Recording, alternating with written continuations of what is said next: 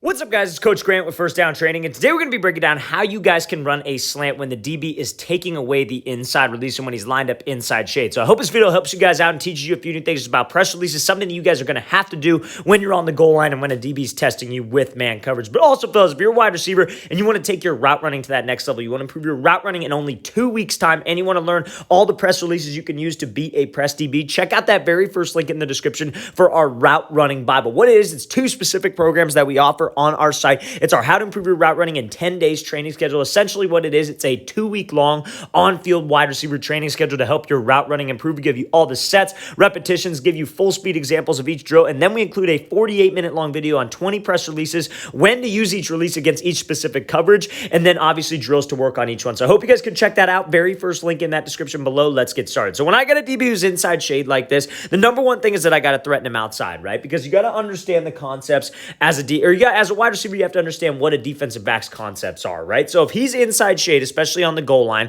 we know that he's probably not going to be backpedaling. He's inside shade because he doesn't have help to the inside. Let's take out the fact that this is one-on-ones because they're repping game-realistic situations. But when you have a DB who's inside shade like this, he wants us to go outside. So that's obviously where we want to make him think that that's where I'm going, right? So I got to threaten him in that direction. So Cooper does a great job of making this look like a fade by kind of attacking his leverage, right? Because if you were going to run a goal line fade, you wouldn't just want to come off the line of scrimmage and just run to the outside. You'd want to square him up a little bit. You'd want to attack him, give him a move to the inside, and then it's a foot race to the back corner. Now, the reason why a DB would be so over anxious to make this play to the outside is because he's got a ton of space to the outside. He's got a ton of ground that he needs to cover. So if as a receiver, I can actually sell like I'm trying to go to that outside, I'm trying to go threaten him to that space, that's going to get him to jump. So Cooper does a great job of being patient. Now, we know that this DB's not going to backpedal, right? So he's probably going to sit firm. He may try to get hands, but he's not going to backpedal because we're in close, right? Because I don't want to just give up like an easy hitch route or whatever, just turn around, catch the ball, and Amari Cooper could pretty much fall in the end zone. So he's going to sit in his ground, and he's going to be watching his hips and watching this number to stay disciplined, right? So now Cooper does a great job of actually throwing to the outside. So anytime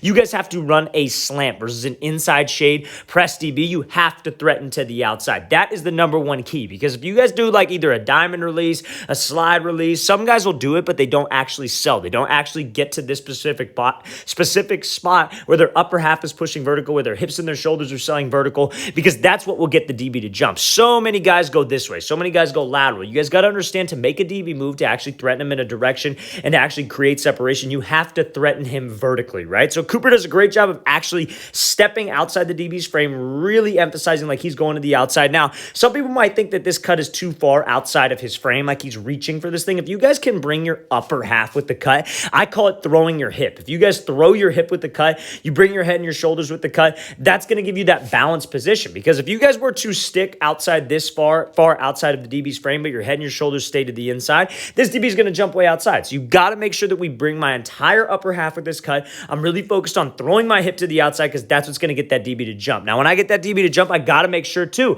when I make that cut, I'm in a position to where I can actually drive off of this break. Because you see how Cooper's got his toes pointed forward. What so many young receivers will do is they'll throw a cut like this, but they'll overreach, they'll over-exaggerate it, and their toes end up pointing out towards the sideline or to that back pylon, and then their hips will start to open up. So when everything's opened up to the outside, they can't explode and they can't burst back to the inside. So you got to make sure it's like basketball when you're making a crossover. You don't make a basketball crossover with your toe and your hip open. You keep your toe closed like this. So when that DB actually jumps, and this is something you obviously can't think about in an actual game, but in practice is something you should be emphasizing so you could actually push off that inside arch, because that push off that inside arch is what gives you that explosion, creates that energy, and you could turn that energy into acceleration to where you could win that race to the ball from this DB. That's a great job by Cooper actually threatening him off this platform and getting him to jump by setting up a goal line fade and actually selling by throwing his hip and stepping outside the DB's frames. Watch it again full speed. Great job by Cooper throwing and then obviously accelerating over the middle to win that slant route. Gets an inside shade DB. All right, guys, we want to thank you for watching. I really appreciate it. If you guys have any questions at all, please don't hesitate to leave those in the comments below.